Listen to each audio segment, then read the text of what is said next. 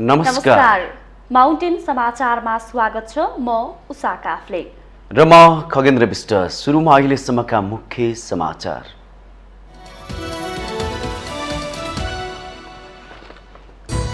कांग्रेसकै नेतृत्वमा सरकार बनाउनु प्रधानमन्त्री देउबाको सक्रियता। सीके राउत नेतृत्वको जनमत पार्टी सत्ता गठबन्धनमा सामेल हुन तयार।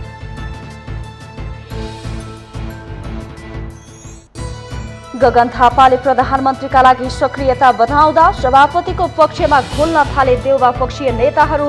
उपसभापति खड्का भन्छन् देउबाको विकल्प खोज्नु हुँदैन। प्रतिनिधि सभा सदस्यको समानुपातिकतर्फ 1 करोड 3 लाख बढी मत गणना सकियो। एमाले पहिलो स्थानमा, एकीकृत समाजवादीलाई थ्रेस होल्ड कटाउनु मुस्किल। नयाँ सरकारले जनताको इच्छा र आकांक्षा पूरा गर्ने गृहमन्त्री बालकृष्ण खाँडको भनाई। निर्वाचनमा खटिने सुरक्षाकर्मी कर्मचारी मतदाताहरूलाई धन्यवाद ज्ञापन। मुलुकको अर्थतन्त्र सङ्कटमा नरहेको अर्थमन्त्री शर्माको दाबी। चालु पुँजी कर्जा सम्बन्धी नीति संशोधन गर्न राष्ट्र बैंक तयार रहेको गभर्नर अधिकारीको भनाई। रुसले औँड्यायो आणविक युद्धको खतरा। जारी द्वन्द्व आणविक युद्धमा परिणत हुन सक्ने रुसी विदेश मन्त्री लाभ्रोभको चेतावनी। र काठमाडौँमा जारी अन्डर 19 क्रिकेट प्रतियोगितामा लुम्बिनीसँग प्रदेश 1 पराजित। कर्णालीलाई 109 रनले स्तब्ध बनाउँदै गण्डकी प्रदेश विजयी।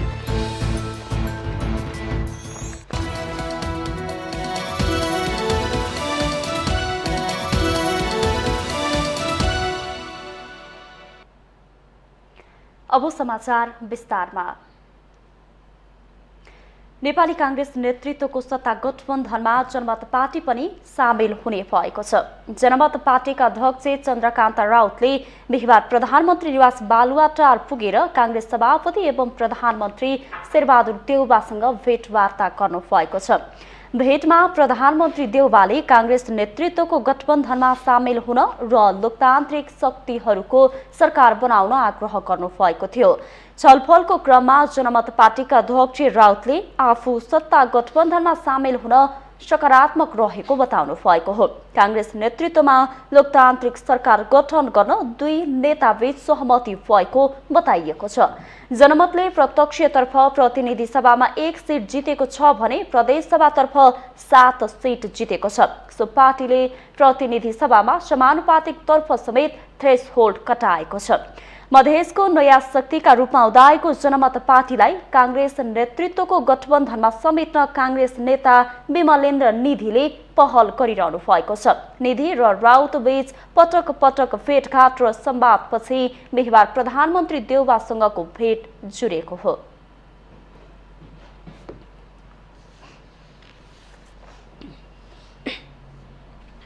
नेपाली कांग्रेसका उपसभापति पूर्णबहादुर खड्काले कांग्रेस संसदीय दलको नेतामा सभापति शेरबहादुर देउबाको विकल्प खोज्न नहुने बताउनु भएको छ। बिहिबार नेपाली कांग्रेसका नेता स्वर्गीय कृष्ण प्रसाद भट्टराई आश्रम बाँडे गाउँमा भट्टराईको शालिगमा श्रद्धाञ्जली अर्पण गर्न पुग्नु भएका उपसभापति खड्काले कांग्रेस संसदीय दलको नेतामा सभापति शेरबहादुर देउबाको विकल्प खोज्न नहुने बताउनु भएको हो। उहाँले पार्टी सभापति देउबाको नेतृत्वमा कांग्रेस र सिङ्गो गठबन्धन नै निर्वाचनमा होमिएको भन्दै देउबाले दलको नेतामा चाहना राखेपछि दायाँ बायाँ कुरा गरिराख्नु नपर्ने बताउनु भयो। उपसभापति खड्काले कांग्रेसलाई एकताबद्ध बनाउँदै सत्ता गठबन्धन सहितका दलहरूलाई मिलाएर लानुपर्ने कांग्रेसको मुख्य दायित्व भएको उल्लेख गर्नुभयो। अब अहिले हामी कांग्रेसभित्रको एकताको वातावरण बनाउनु छ। सँगसँगै सरकार गठन गर्दा सबै खालको मिलेको एउटा प्रभावकारी सरकारको निर्माण गर्नु छ। कांग्रेसले आफू एकताबद्ध भएर सत्ता गठबन्धन अहिले रहेको सत्ता गठबन्धनलाई पनि एकताबद्ध गरेर त्यसपछि अरू बाँकी दलहरूलाई पनि यो मुलुकको राष्ट्र विकासको निर्माणको अभियानमा संसदलाई प्रभावकारी बनाउने अभियानमा सबैलाई जोडेर जानुपर्ने पहिलो पार्टी भएको नाताले नेपाली कांग्रेसको मूल दायित्व छ। कानुन निर्माणको कामलाई तीव्र बनाउन र संसदलाई प्रभावकारी बनाउनका लागि कांग्रेस र सत्ता गठबन्धन प्रतिबद्ध रहेको उहाँको भनाइ थियो। उपसभापति खड्काले भट्टराई आफ्नो दर्शन गुरु र राजनीतिक गुरु भएको उल्लेख गर्दै आफूले कुनै पनि अभियान सुरु गर्नु पूर्व र परिणाम आएपछि भट्टराईको आश्रममा आएर आशीर्वाद लिने बताउनुभयो।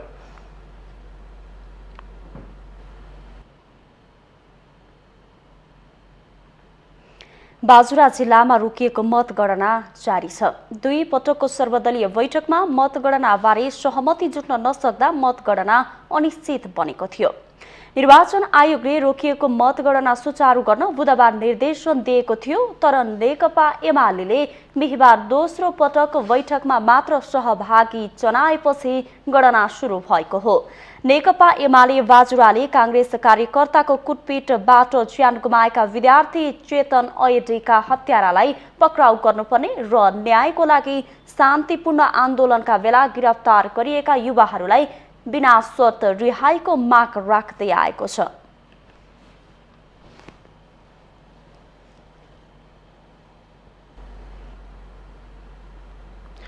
संचार तथा सूचना प्रविधि मन्त्री तथा सुनसरी क्षेत्र नम्बर 4बाट नवनिर्वाचित प्रतिनिधि सभा सदस्य ज्ञानेन्द्र बहादुर कार्कीले आगामी दिनमा आफ्नो निर्वाचन क्षेत्रको समृद्धिका लागि काम गर्ने बताउनु भएको छ।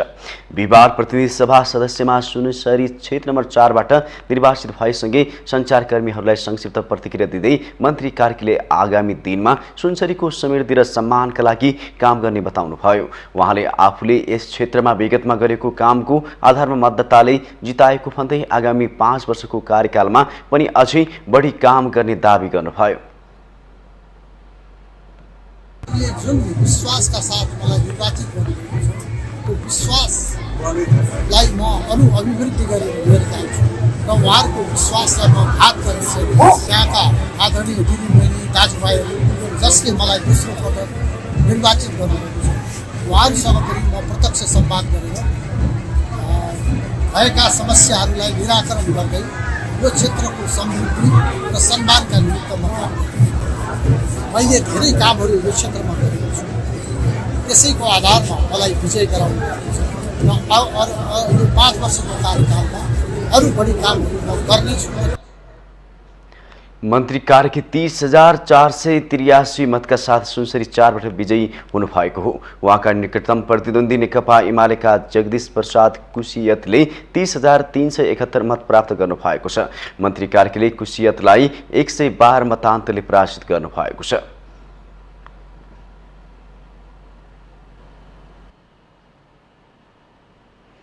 निर्वाचन आयोगले अहिलेसम्म प्रतिनिधि सभा सदस्यको समानुपातिक प्रणालीतर्फ 1 करोड 3 लाख बढी मतपत्र गणना भएको छ। निर्वाचन आयोगका अनुसार समानुपातिक प्रणालीतर्फ नेकपा एमाले आफ्नो अग्रतालाई कायम राखेको छ। एमाले 27,72,000 बढी मत प्राप्त गरी पहिलो स्थानमा रहँदा नेपाली कांग्रेस 26,43,000 मत सहित दोस्रो स्थानमा रहेको छ। नेकपा माओवादी केन्द्रले 11,61,000, राष्ट्रिय स्वतन्त्र पार्टीले 11,19,000, राष्ट्रिय प्रजातन्त्र पार्टीले 5,85,000, जनता समाजवादी पार्टी नेपालले 4,20,000 र जनमत पार्टीले 3,94,000 बढी मत प्राप्त गरेको छ। नेकपा यस 2,93,000 मत ल्याएर राष्ट्रिय पार्टी बन्न सङ्घर्ष गरिरहेको छ। प्रतिनिधि सभामा प्रत्यक्षतर्फ 165 क्षेत्रमध्ये 162 क्षेत्रको परिणाम सार्वजनिक भइसकेको छ। स्याङ्जा क्षेत्र नम्बर 2, दोलखा र बाजुराको परिणाम आइसकेपछि आयोगले सेन्ट लग सूत्र अनुसार दलहरूले बुझाएको अन्तिम बन्द सूचीबाट समानुपातिकमा पाउने सिट सङ्ख्या निर्धारण गर्नेछ। प्रारम्भिक विवरणमा 1,09,73,027 मत खसेकामा अब करिब 5 लाख मतगणना बाँकी रहेको देखिएको छ।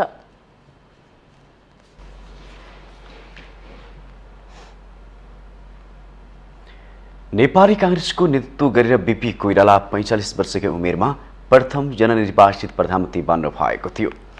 कोइरालाले जेलको कठोर जीवन भोगेर हुर्किएको दलले देशलाई धेरै नेता दियो, तर बीपी पछि कांग्रेसबाट प्रधानमन्त्री बनेका नेताहरू सबै 50 वर्ष पार गरेकाहरू नै भए। विश्वमा कम उमेरका राष्ट्र प्रमुख र सरकार प्रमुख बन्दा हाम्रो देशमा निकै चर्चा हुने गर्दछ, तर नेपालमै पनि 34 वर्षका युवा प्रधानमन्त्री बनेको एक इतिहास छ। कांग्रेसभित्र 50 वर्ष कम उमेरकाहरूले यति बेला प्रधानमन्त्रीको दाबी गर्न थालेका छन्, जसमध्ये महामन्त्री गगन थापा पनि हुन्। गगनको पक्षमा अर्का महामन्त्री विश्वप्रकाश शर्मा खुलेरै लागेका छन्। तर 50 वर्ष कम उमेरकाको त के कुरा, 60 वर्ष मुनिकालाई पनि कांग्रेसबाट प्रधानमन्त्री बन्न फलामको चिउरा चपाउनु सरह छ।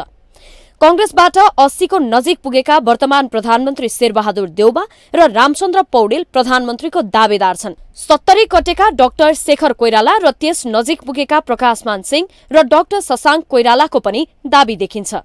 नेकपा एमालेमा 70 कटेका केपी शर्मा ओलीलाई टक्कर दिन कोही सरेको छैन। माओवादी केन्द्रबाट प्रचण्ड र नेकपा एकीकृत समाजवादीबाट माधव कुमार नेपाललाई चुनौती दिने कोही देखिँदैनन्। यसकारण यी दलहरूले 50 त के 60 वर्ष मुनि उमेरका प्रधानमन्त्री तयार गर्ने तत्काल देखिँदैन। 50 मुनिका रवि लामिछाने र डाक्टर सीके राउत नयाँ शक्तिका रूपमा उदाएका छन्। उनीहरू भावी प्रधानमन्त्रीको दावेदार देखिए पनि तत्काल यो सम्भावना क्षीण छ। यसकारण पनि देशले तत्काल 50 वर्ष मुनिको प्रधानमन्त्री पाउने सम्भावना कमजोर छ। प्रजातन्त्र स्थापना भएपछि देशले युवा प्रधानमन्त्रीहरू पाएको इतिहास छ। मातृका प्रसाद कोइराला 39 र सुवर्ण शमशेर 48 वर्षमा प्रधानमन्त्री भएका थिए। टंकप्रसाद आचार्य 44 वर्षमै प्रधानमन्त्री भएका थिए। राजा महेन्द्रले निर्दलीय पञ्चायती शासन शुरू गरेपछि 35 वर्षका सूर्यबहादुर थापालाई प्रधानमन्त्री बनाए। पञ्चायतमा 34 वर्षमा तुलसी गिरीले पनि प्रधानमन्त्रीको जिम्मेवारी पाएका थिए। कीर्तिनिधि विष्ट 42 वर्ष र नगेन्द्र प्रसाद रिजाल 46 वर्षमै प्रधानमन्त्री भए। देशले 50 मात्रै नभई 40 मुनिका धेरै प्रधानमन्त्री पाएको इतिहास छ। विश्व राजनीतिमा पछिल्लो समय 50 मुनिका राष्ट्रपति र प्रधानमन्त्रीको संख्या उल्लेख्य छ। बेलायतमा 42 वर्षका ऋषि सुनक प्रधानमन्त्री बनेका छन्। न्यूजील्याण्डमा 42 वर्षकी जाकिन्डा अर्डेन प्रधानमन्त्री छिन्। विश्व राजनीतिमा युवाहरू देशको कार्यकारी पदमा पुग्ने क्रम बढ़िरहँदा नेपालभित्र पनि युवाहरूमा उत्साह जागेको देखिन्छ। तर युवा नेताहरूले पुरानालाई उछिने र प्रधानमन्त्री बन्ने सफलता हासिल गर्न सकेका छैनन्। उनीहरूमा छटपटाहट मात्रै देखिन्छ। तत्काल 50 वर्षभन्दा कम उमेरकाले प्रधानमन्त्री पदमा पुगेर बाजी मार्ने सम्भावना कमजोर छ, तर असम्भव भने पक्कै छैन। माउन्टेन टेलिभिजन एसडी का लागि प्रतिमा धरेलको रिपोर्ट। गृहमन्त्री बालकृष्ण खाँडले नयाँ सरकारले जनताको इच्छा र आकांक्षा पूरा गर्ने बताउनु भएको छ। बिहिबार मन्त्रालयमा आयोजित निर्वाचनमा खटिने सुरक्षाकर्मी, कर्मचारी, मतदाताहरूलाई धन्यवाद ज्ञापन गर्दै उहाँले निर्वाचनको माध्यमबाट चुनिएका जनप्रतिनिधिहरूले निर्माण गर्ने नयाँ सरकारले जनताको इच्छा र आकांक्षा पूरा गर्ने क्रममा अघि बढ्ने बताउनु भएको हो।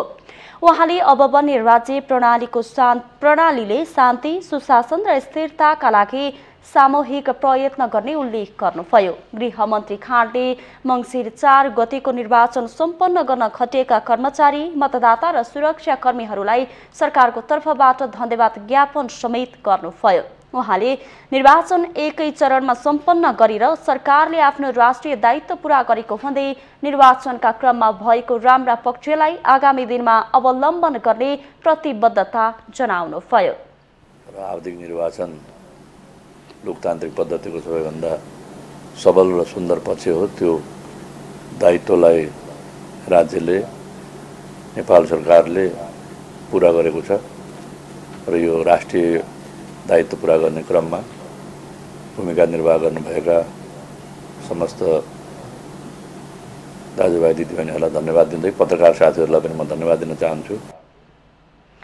गृहमन्त्री खाँडले निर्वाचनका क्रममा केही सुरक्षाकर्मी र नागरिकहरूको निधन भएकोले दिवंगतहरूको परिवारलाई भरण पोषणका लागि सरकारले राहत उपलब्ध गराउने प्रतिबद्धता जनाउनुभयो।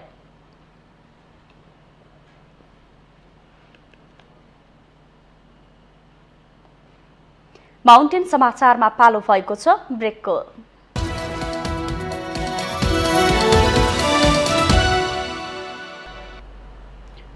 ब्रेकपछि स्वागत छ। बाँकी समाचार। संविधान अनुसार राष्ट्रिय पार्टी बन्न प्रतिनिधि सभातर्फ कम्तीमा 1 सीट र समानुपातिकतर्फ 3% मत आवश्यक पर्दछ। यसपटकको निर्वाचनमा राष्ट्रिय पार्टी बन्ने दलहरूको सङ्ख्या बढेको छ, जसमा भर्खरै गठन भएको राष्ट्रिय स्वतन्त्र पार्टीदेखि साना दलहरू समेत अटाएका छन्।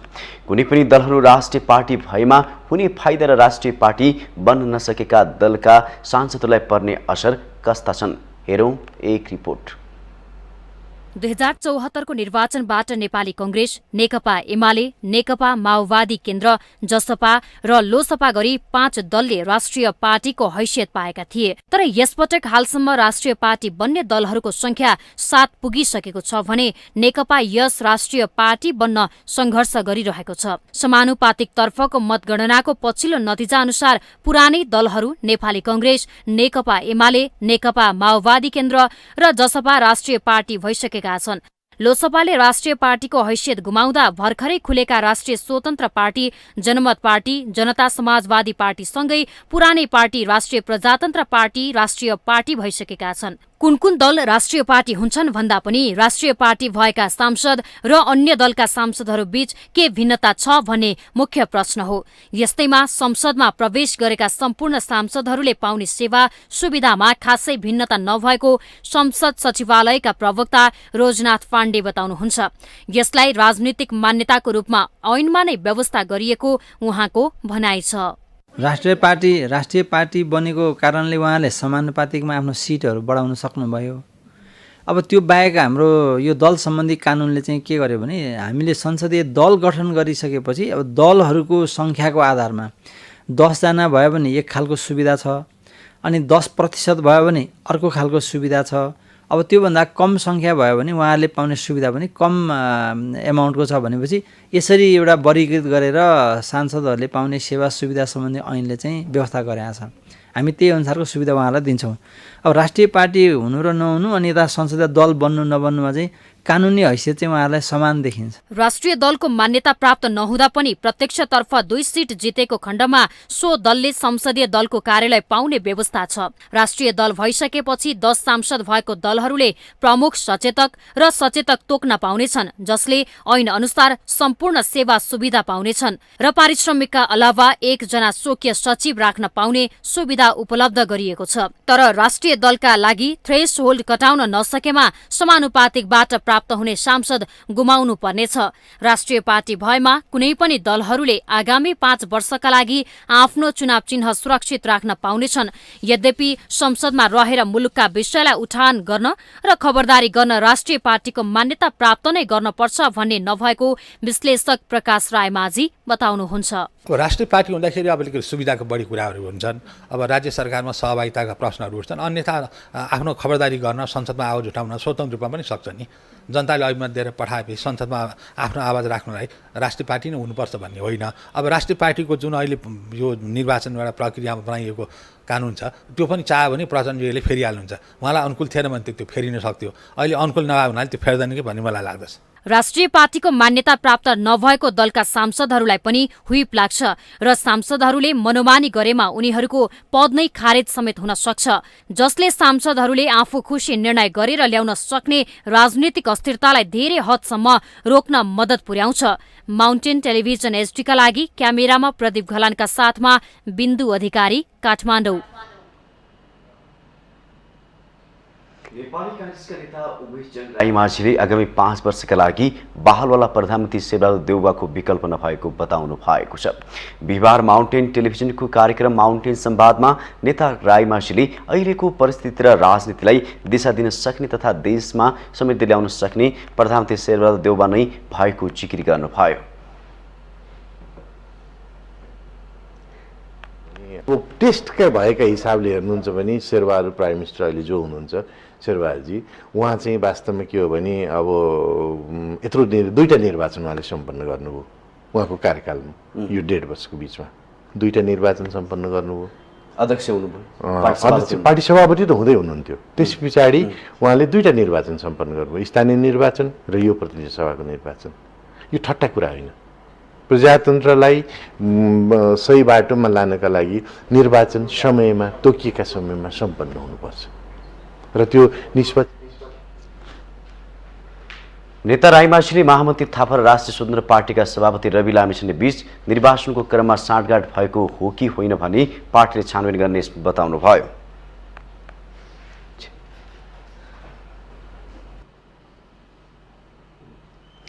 निर्वाचनको मत परिणामले पुराना राजनीतिक शक्तिसँगै क्षेत्रीय दललाई पनि धक्का थियो। मधेसमा झण्डै 2 दशकदेखि रजगज गरिरहेका नेताहरूले निर्वाचनमा चुनौती बेहोर्नु परेको छ। मधेसमा नयाँ शक्तिको उदय हुँदा पुराना शक्ति ओझेलमा परे। यसको ठूलो झड्का लाग्यो उपेन्द्र यादवलाई। हेरौं यो रिपोर्ट। लामो इतिहास बोकेका दलहरूलाई जनताले राम्रै सबक दिएर नयाँ अनुहार या भनौं नयाँ दललाई पनि स्थान दिएका छन्, जसबाट मधेसवादी दल जसपा पनि अछुतो रहेन। 2064 सालको पहिलो संविधान सभा निर्वाचनमा ठूला राजनीतिक दलका उम्मेद्वारहरूलाई हार चखाउँदै सुनसरी 5 र मोरङ 5बाट विजयी हुनुभएका जनता समाजवादी पार्टीका अध्यक्ष उपेन्द्र यादवको राजनीतिक यात्रामा अहिलेको हारले ठूलो धक्का पुगेको छ। 2074 मा 72बाटै उम्मेद्वारी दिएर संसद छिर्नुभएका यादव यो निर्वाचनमा सोही क्षेत्रबाट नमिठो हार बेहोर्न बाध्य हुनुभयो। उहाँ जनमत पार्टीका उम्मेद्वार सीके राउतसँग भारी मतान्तरले पराजित हुनुभयो। कुनै बेला जनताका लागि मधेसको मुद्दा सम्बोधन गर्ने आशाको किरण बन्नुभएका अध्यक्ष यादवलाई यसपालि जनताले पत्याएनन्। 16 वर्ष अघि जय मधेसको नारा लिँदै मधेस आन्दोलनलाई नेतृत्व गर्दै आउनुभएका उहाँको मधेसमा राम्रो दबदबा थियो। तर टुटफुट अनि एकता फेरि फुटको श्रृङ्खलाबाट जसरी मधेसवादी दलहरू गुज्रिए त्यसले मधेसका जनताको पुराना शक्तिसँग विश्वास नराम्ररी घटेको मत परिणामले देखाएको छ। एजेन्डा एकातिर र सत्ताका लागि बिल्कुलै फरक शक्तिसँग समीकरण गर्न पनि पछि नहट्ने प्रवृत्तिले उनीहरूलाई राजनीतिक क्षति पुगेको देखिन्छ। तर जसपाका नेताहरू यसलाई मान्न तयार छैनन्। यो त हामीले चुनावी तालमेल मात्रै गरेको हो। यदि सदनमा पुग्नलाई तपाईले संख्या त आफ्नो बढाउनु पर्ने हुन्छ। यदि हाम्रो संख्या नै बढेन भने सदनमा लडाई कसरी गर्ने? लडाई गर्नको निमित्त यदि हामी कुनै पनि एजेन्डालाई हामीले एड्रेस गराउनु छ भने हाम्रो संख्या बढाउनु पर्ने हुन्छ। यदि संख्या बढाउनको लागि गठबन्धन अथवा तालमेल गर्नु पर्यो भने त गर्नु पर्यो। यसपालि सीके राउतले भने मधेसको मन जित्न सफल बन्नुभयो। कुनै बेला राष्ट्र विखण्डनको नारा दिएर मधेसमा स्थापित हुने कोसिस गर्नुभएका राउतले यसपालि किसानको मुद्दालाई हतियार बनाउनु भयो र जनता लोभिए पनि। राम्रो मत ल्याएर विजयी हुनुभएका राउतको वास्तविक परीक्षा अब सुरु हुने विश्लेषकहरू बताउँछन्। सीके राउतले धेरै कुरा गरेका छन्। 10 लाखलाई जागिर दिन्छु 5 वर्षमा भनेका छन्, अनि रोजगारी दिन्छौँ, अनि मल खादको व्यवस्था गरिदिन्छौँ भनेर त्यो एउटा लोकप्रियता, सस्तो लोकप्रियता भन्ने नारा दिएको छ। भोलि उसले त्यो पूरा गर्न सकेन भने त्यो कठिन उसको लागि पनि हुन्छ। उसको पनि परीक्षा नै हो। जनताले एकचोटि हेरौँ न त भनेर उसलाई अवसर दिएकै हो। मतदाताको चेतनामा वृद्धि भएको बेला समयको पदचापलाई नपछ्याउने हो भने नयाँ हौ भन्ने दललाई पनि राजनीतिमा टिक्न मुस्किल हुने प्रश्न छ। किनभने अहिले पुराना भनिएका दल पनि कुनै समय यसरी नै नयाँ थिए। माउन्टेन टेलिभिजन एसडीका लागि प्रतिमा धरेलको रिपोर्ट। प्रधानमन्त्री शेरबहादुर देउवाले कला संस्कृतिका सिप र प्रतिभालाई युवा पुस्तामा हस्तान्तरण गर्न आवश्यक रहेको बताउनु भएको छ। नेपाल ललित कला प्रज्ञा प्रतिष्ठानको 13औं प्रज्ञा सभाको उद्घाटन गर्दै प्रधानमन्त्री देउवाले कला र संस्कृतिको संरक्षण र सम्वर्धन गर्दै अन्तर्राष्ट्रिय स्तरमा देशको पहिचान स्थापित गर्नुपर्ने बताउनु भएको हो। उहाँले नेपाल कला संस्कृतिको दृष्टिले विश्वकै धनी र समृद्ध मुलुक भएको बताउनु भयो। नेपालको प्राचीन वस्तु, मूर्तिकला, चित्रकला, सङ्गीत एवं नाटकहरू विदेशमा पनि लोकप्रिय बनिरहेको भन्दै प्रधानमन्त्री देउवाले कलाकृति देशको पहिचानको प्रतीक भएकाले संरक्षण गर्न अपरिहार्य रहेको उल्लेख गर्नुभयो। उहाँले ललित कला प्रज्ञा प्रतिष्ठानले धेरैभन्दा धेरै कलाकारहरूलाई प्रतिष्ठानमा आबद्ध गरी कला र संस्कृतिको माध्यमबाट देशको पहिचान विदेशमा पुर्याउनेमा आफू विश्वस्त रहेको बताउनुभयो। कार्यक्रममा प्रतिष्ठानका कुलपति के कर्मचारीले ललित कलासँग सम्बन्धित सामग्रीहरूको आयातमा भन्सार शुल्क छुट दिन सरकारसँग माग गर्नुभयो। सरकारले ललित कलासँग सम्बन्धित वस्तुहरूको निर्यातमा सुविधा दिनुपर्ने उहाँको भनाइ थियो। कुलपति कर्मचारीले नेपाली परम्परागत वा आधुनिक कलाकृति खरिद बिक्रीमा लिलामी प्रणाली अपनाउनु पर्ने भन्दै त्यसका लागि प्रोत्साहन गर्न नीति, नियम र कानुन सुधार हुनुपर्नेमा जोड दिनुभयो। रङ्ग, ब्रस, यन्त्र तथा अन्य सामानहरूको आयातमा भन्सार शुल्क र कर छुट दिनु। नेपाली परम्परागत वा आधुनिक कलाकृति खरिद बिक्रीमा बजार व्यवस्था निलामी प्रणाली अक्सन अपनाउन र प्रोत्साहन गर्न नीति नियम र कानुनी सुधार हुनुपर्ने। यस्तै गरी प्रतिष्ठानले अन्तर्राष्ट्रिय कला प्रदर्शनी जस्ता अन्तर्राष्ट्रिय स्तरका गतिविधि हुनुपर्नेमा जोड दिएको छ। राष्ट्रिय तथा अन्तर्राष्ट्रिय ललित कला क्षेत्रमा योगदान दिने कलाकारहरूलाई उच्च स्तरको पद र पुरस्कारको व्यवस्था गर्नुपर्ने कुलपति कर्मचारीले बताउनुभयो।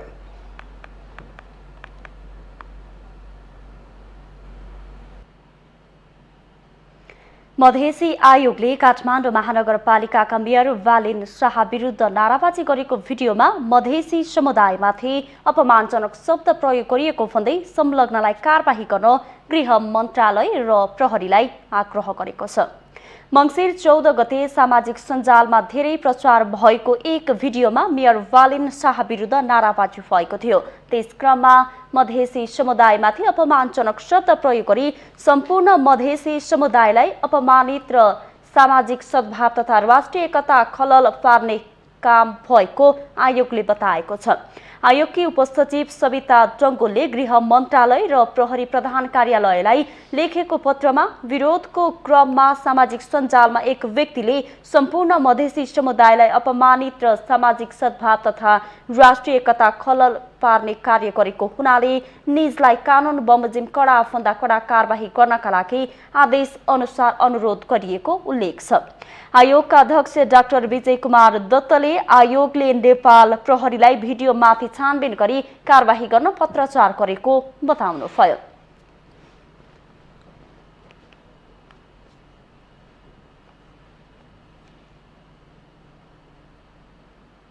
माउन्टेन समाचारमा पालो भएको छ पुनः अर्को ब्रेकको।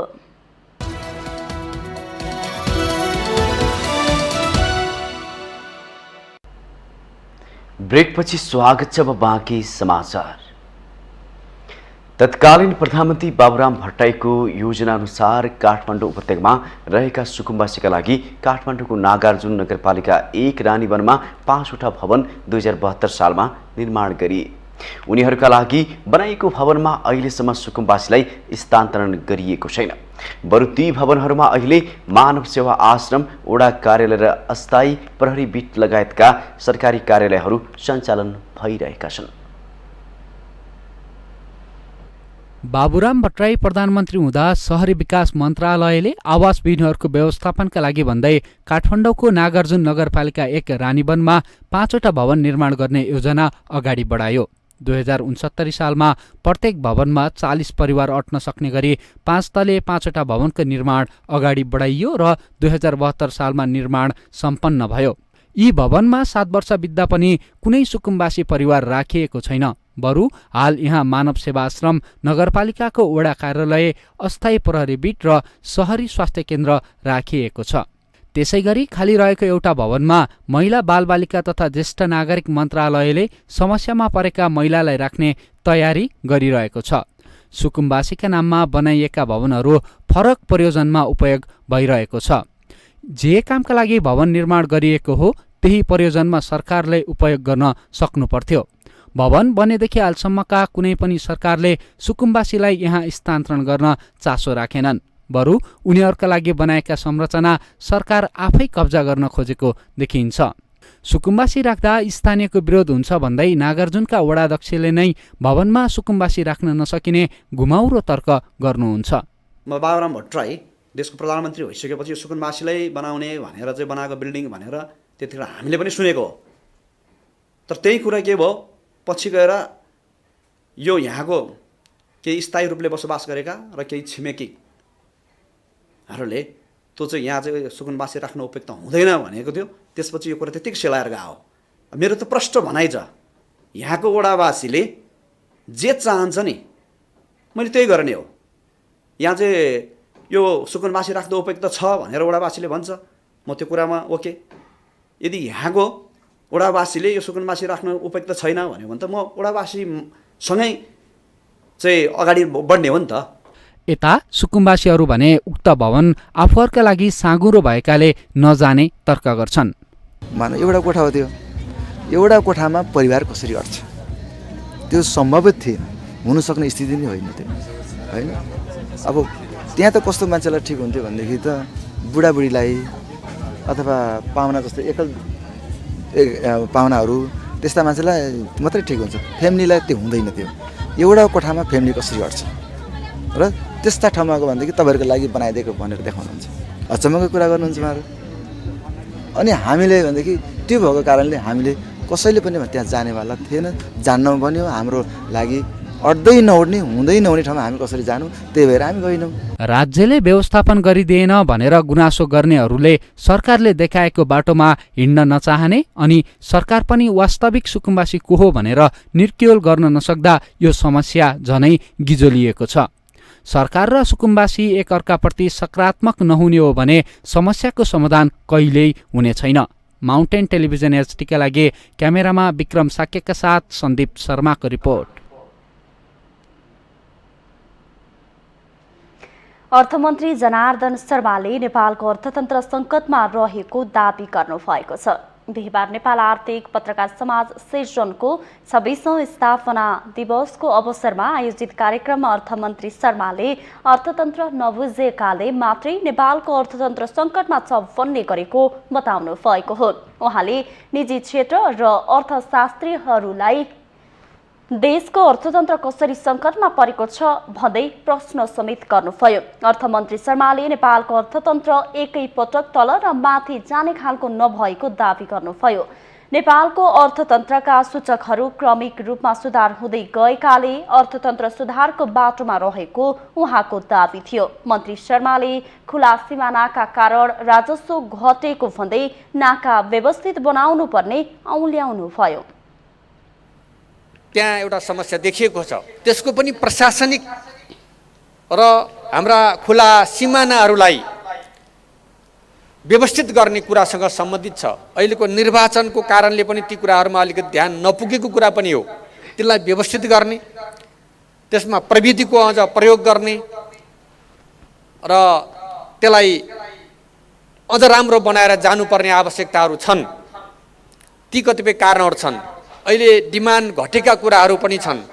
कामको गतिमा कमी आउनुको कारण डिमान्ड घटेको कुरा हो। अब कामलाई तीव्रता दिने, हाम्रा विकास निर्माण कामहरूलाई तीव्रता दिने क्रमसँगै डिमान्डहरू वृद्धि हुने अवस्था सृजना हुन्छ। नेपाल राष्ट्र बैंकका गभर्नर महाप्रसाद अधिकारीले चालु पुँजी कर्जा सम्बन्धी नीति संशोधन गर्न राष्ट्र बैंक तयार गरेको जानकारी दिनुभयो। सरकारवाला निकायका केही असहमति भए चालु पुँजी कर्जा सम्बन्धी नीति संशोधन गर्न आफूहरू तयार रहेको उहाँको भनाइ थियो। गभर्नर अधिकारीले रेमिट्यान्समा निर्भर अर्थतन्त्रलाई सुधार गर्नुपर्ने भन्दै सधैँभरि आयात रोक्दा राजस्वमा असर पर्ने दावी गर्नुभयो।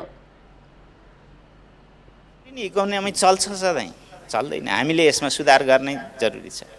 होइन यसरी हुँदैन, इम्पोर्ट यसरी गर्नु भएन भनेर हामी रोक्छौँ। यो रोकिराख्दा उता राजस्व घट्छ। यही वर्ष इम्पोर्ट रोकिएकै आइटमहरूबाट झन्डै 28-30 अर्बको राजस्व घट्यो। कुल कमी भएको राजस्व डेफिसिट 60-65 अर्ब मध्ये झन्डै आधी जसो यसरी रोक्का गरिएको आइटमहरूको छ। नेपाली कांग्रेसका महामन्त्री गगन कुमार थापाले निजी क्षेत्र र सरकार बीच समन्वयको खाँचो रहेकोमा जोड दिनुभयो।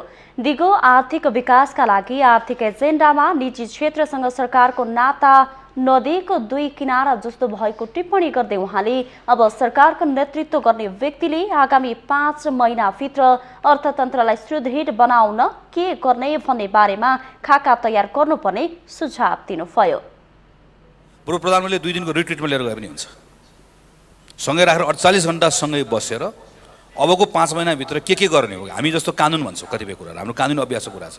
संसदीय व्यवस्थामा प्रधानमन्त्री यति पावरफुल हुन्छ कि उसले चाहेको कानुन 24 घण्टामा बदल्न सक्छ।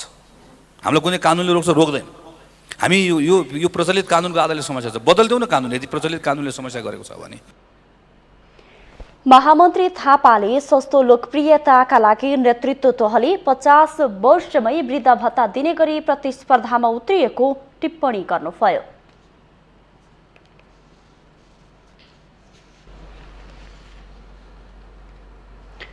बागबजार स्थित सडक किनारमा पार्किङ गरेका सवारी साधन काठमाडौँ महानगरपालिकाले हटाउन थालेको भन्दै स्थानीय व्यवसायीहरू आन्दोलनमा उत्रिएका छन्। बागबजारमा सडक किनारमै सवारी साधनहरू पार्किङ गर्ने गरिएको छ।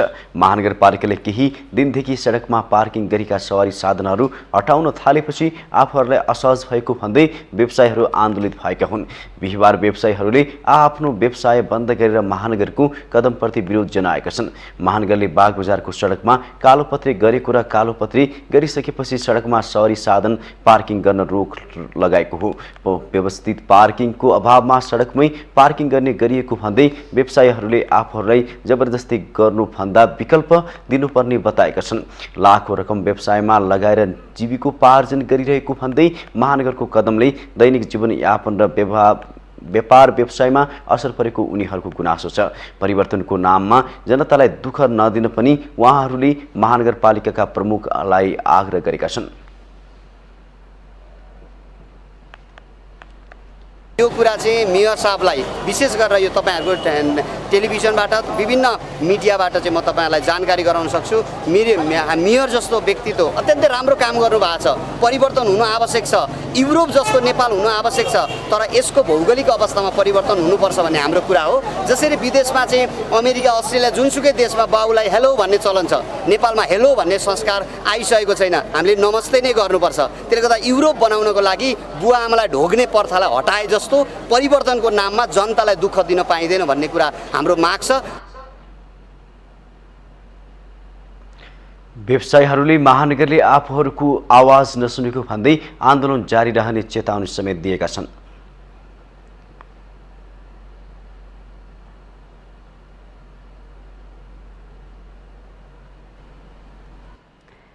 हुक्काको सेवन पछिल्लो समय फेसन जस्तै बनेको छ। चुरोटभन्दा कम हानिकारक भन्दै यसलाई फेटकाटमा मनोरञ्जनको स्रोत मान्ने जमात ठूलो छ। तर हुक्का चुरोटभन्दा पनि हानिकारक रहेको विज्ञहरू बताउँछन्। एक रिपोर्ट। पछिल्लो समय युवाहरूमा हुक्काको सेवन आम जस्तै बनेको छ। हुक्काले शरीरमा पुर्याउने असरबारे मानिसहरूमा थुप्रै भ्रम देखिन्छ। यसले लत लाग्दैन, हुक्काको सिसामा रहेको पानीले हानिकारक तत्त्वहरूलाई छान्ने काम गर्छ भन्ने गरिए पनि यो सत्य होइन। हुक्कामा पनि निकोटिन हुने भएकाले यसको बानी पर्ने सम्भावना उच्च हुन्छ। यसले शरीरलाई असर गर्दैन भन्ने भ्रम पालेर अत्याधिक सेवन गर्ने जमात ठूलो छ। तर यसबाट कार्बन मोनोअक्साइड, निकोटिन र अन्य विषाक्त तत्त्वहरू शरीरमा प्रवेश गर्ने गर्छ, जसका कारण चुरोटको सेवनबाट पैदा हुने जस्तै स्वास्थ्य समस्या यसले निम्त्याउँछ। हुक्कामा चाहिँ चुरोटमा जति यो हामीलाई खराब गर्ने केमिकल हुन्छ, यसमा 83 किसिमको केमिकल, त्योभन्दा पनि बढी चाहिँ केमिकलहरू छ। अहिलेसम्म पत्ता लागेको 83 किसिमको केमिकल चाहिँ, जसले चाहिँ क्यान्सर चाहिँ एकदम 100% क्यान्सर हुनसक्छ है। यसले क्यान्सर बाहेक अरूको चाहिँ मुटुको धमनीको रोग र नसा सम्बन्धी रोग, नसाहरू ब्लक भएर बर्गर्स डिजिज भन्छौँ, त्यसमा खुट्टा हात काट्ने बाहेक अर्को उपाय नै हुँदैन है। अब मुटुको नसा बन्द भयो भने हृदयघातै हुन्छ भने क्यान्सर बाहेक अहिले सबभन्दा बढी चाहिँ धमनीमा यसले सबैभन्दा बिगार्छ। सन् 2017मा गरिएको अध्ययनले संसारभर करिब 5 लाखले हुक्काको सेवन गर्ने गरेको देखाएकोमा अहिले यसको प्रयोग करोडौंमा हुने गरेको डाक्टर वैद्य बताउनुहुन्छ।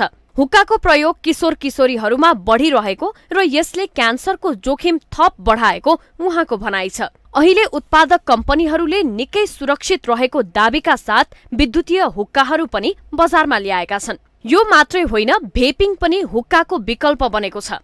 अझ यो त युवा जमातको विलासी जीवनको प्रदर्शन गर्ने एक माध्यम जस्तै पनि छ। यसले स्वास्थ्यलाई असर गर्दैन भन्ने भ्रमकै कारण पारिवारिक रोकटोक पनि छैन, जुन भयानक स्वास्थ्य र सामाजिक विकृतिको संकेत पनि हो।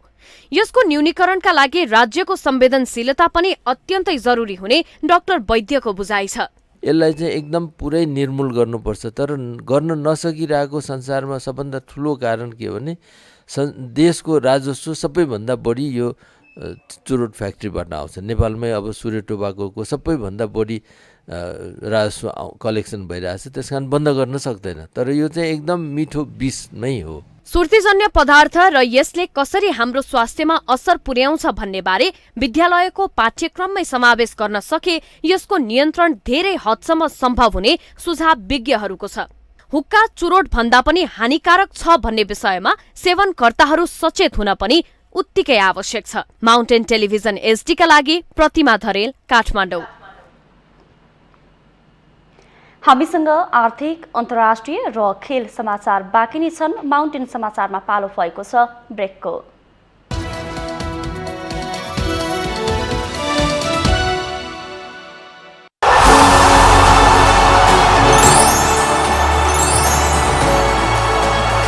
वेब सर्फर आजै वेब सर्फरको फाइबर नेट र आइपीटीभी जडान गर्नुहोस् र बिना रुकावट कतार विश्वकप फुटबलको खेलहरू हेरी रमाइलो लिनुहोस्। वेब सर्फर अब घर घरमा फाइबर नेट र आइपीटीभी। For more details, visit www.websurfer.com.np. Shivam cement, भरोसा अटुट सम्बन्धको।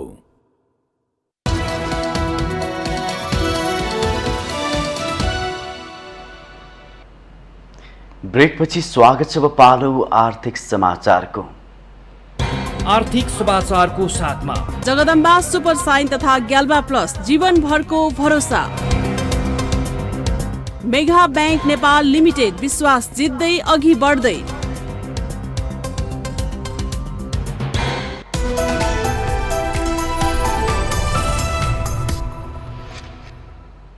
नेपाल उद्योग परिसंघ प्रदेश 1 ले विराटनगरमा माघ 19 गतेदेखि 28 गतेसम्म CNI एक्सपो 2023 आयोजना गर्ने भएको छ।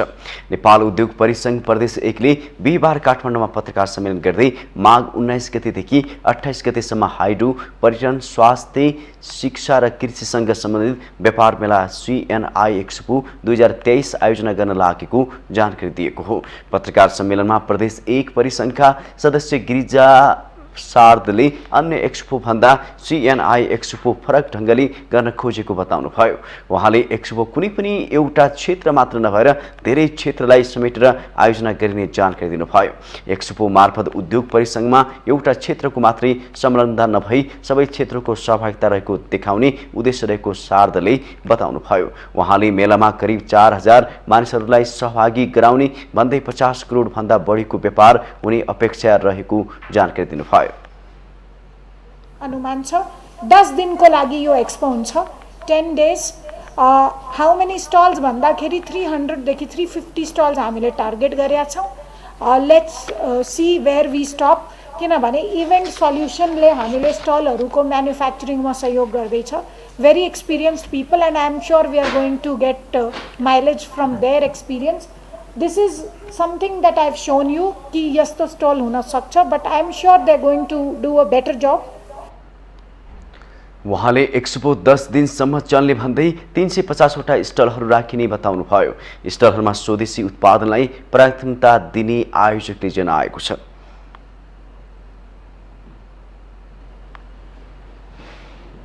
अब पालो अन्तर्राष्ट्रिय समाचारको।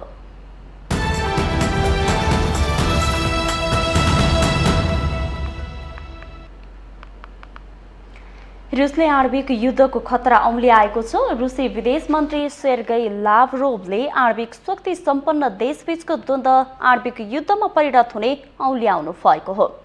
बिहिबार मस्कोमा पत्रकार सम्मेलनमा उहाँले अमेरिकाको पछिल्लो कदम आणविक युद्धको खतरा बढाउनेतर्फ रहेको आरोप समेत लगाउनुभयो। युक्रेन युद्धमा अमेरिका सहित नाटो संलग्न रहेको लाभरोभको भनाइ छ। युक्रेनमा रुसले हमला गरेपछि आणविक अस्त्रको प्रयोगको खतरा बढिरहँदा रुसी विदेश मन्त्रीको पछिल्लो भनाइ सार्वजनिक भएको हो। रुसी राष्ट्रपति भ्लादिमिर पुटिनले आणविक फौजलाई यसअघि नै तयारी अवस्थामा राखिसक्नु भएको छ। रुस विश्वको सबैभन्दा ठूलो आणविक शक्ति सम्पन्न देश हो। रुसपछि अमेरिका दोस्रो आणविक शक्ति सम्पन्न देश हो। यी दुई देशबीचको टकराव बढ्दै जाँदा आणविक युद्धको खतरा बढेको छ।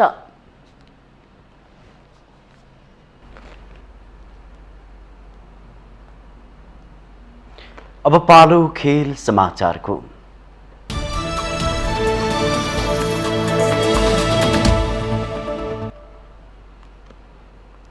राजधानीमा जारी 1 दिवसीय वाइवाई अन्डर 19 पुरुष राष्ट्रिय क्रिकेट प्रतियोगितामा लुम्बिनी प्रदेशले प्रदेश 1लाई हराएको छ। कीर्तिपुर स्थित त्रिभुवन विश्वविद्यालयको मैदानमा सम्पन्न खेलमा लुम्बिनीले प्रदेश 1लाई 6 विकेटले पराजित गरेको हो। यो सँगै लुम्बिनीले जारी प्रतियोगितामा 5 खेलबाट चौथो जित निकालेको छ। लुम्बिनीले तालिकामा 8 अङ्क बनाएको छ। समान खेलबाट बागमती प्रदेशको पनि समान 8 अङ्क नै छ। रन रेटको आधारमा बागमती दोस्रो स्थानमा छ। चौथो खेलमा पनि सुखद नतिजा निकाल्ने क्रममा प्रदेश 1ले दिएको 70 रनको लक्ष्य लुम्बिनीले 16 ओभरमा 4 विकेट गुमाएर भेटायो। लुम्बिनीका लागि ओपनर दय आकाश त्रिपाठी र लोकेश बमले 40 रनको साझेदारी गरेका थिए। लुम्बिनीको 4 विकेट पतन हुँदा दिपेश कडेल एक्लै 3 विकेट लिए भने 1 विकेट विपिन महतोको नाममा रह्यो। प्रतियोगिता अन्तर्गत बिहिबार नै मूलपानी मैदानमा भएको खेलमा गण्डकीले कर्णाली प्रदेशलाई 109 रनले स्तब्ध बनायो। यससँगै गण्डकीले जारी प्रतियोगितामा पहिलो जित निकालेको छ। यसअघिका सबै खेल गुमाएको गण्डकीको अघिल्लो यात्रा समाप्त भइसकेको छ। मूलपानी क्रिकेट मैदानमा भएको खेलमा गण्डकीले जितका लागि दिएको 235 रनको लक्ष्य पछ्याएको कर्णाली 30 ओभरमा सबै विकेट गुमाएर मात्र 125 रन जोड्न सक्यो। कर्णालीका लागि सुभाष ऐरीले 32 रन जोड्दा कप्तान विपिन रावलले 19 रन जोडे। बलिङतर्फ गण्डकीको जितमा कप्तान सुभाष भण्डारीले 6 विकेट लिए। प्रतियोगितामा शुक्रबार पनि 2 खेल हुनेछन्। 2 मध्ये बागमती र सुदूरपश्चिमको खेलबाट फाइनल पुग्ने टोलीको टुङ्गो लाग्नेछ। यी दुईको खेल मूलपानी मैदानमा हुनेछ र कीर्तिपुर मैदानमा गण्डकी प्रदेश र मधेस प्रदेश बीच खेल हुनेछ।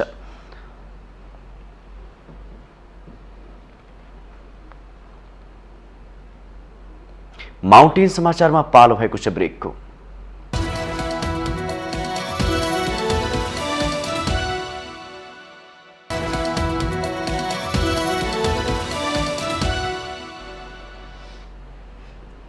ब्रेकपछि स्वागत छ। यससँगै हामी माउन्टेन समाचारको अन्त्यमा आइपुगेका छौं। जाँदा जाँदै मुख्य समाचार पुनः एकपटक।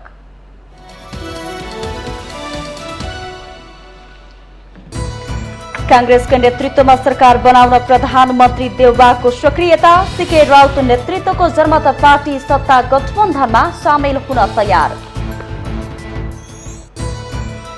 गगन थापाले प्रधानमन्त्रीका लागि सक्रियता बढाउँदा सभापतिको पक्षमा खुल्न थाले देउबा पक्षीय नेताहरू। उपसभापति खड्का भन्छन् देउबाको विकल्प खोज्नु हुँदैन। प्रतिनिधि सभा सदस्यको समानुपातिक तर्फ 1 करोड 3 लाख बढी मत गनेर सकियो। एमाले पहिलो स्थानमा। एकीकृत समाजवादीलाई थ्रेसहोल्ड घटाउन मुस्किल। नयाँ सरकारले जनताको इच्छा र आकांक्षा पूरा गर्ने गृहमन्त्री बालकृष्ण खाँडको भनाई। निर्वाचनमा खटिने सुरक्षाकर्मी कर्मचारी मतदाताहरूलाई धन्यवाद ज्ञापन।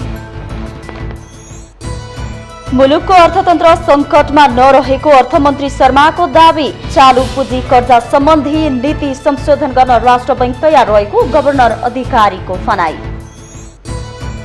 रुसले औँल्यायो आणविक युद्धको खतरा। जारी द्वन्द्व आणविक युद्धमा परिणत हुन सक्ने रुसी विदेश मन्त्री लाभरोभको चेतावनी। र काठमाडौँमा जारी अन्डर 19 क्रिकेट प्रतियोगितामा लुम्बिनीसँग प्रदेश 1 पराजित। कर्णालीलाई 109 रनले स्तब्ध बनाउँदै गण्डकी प्रदेश विजयी।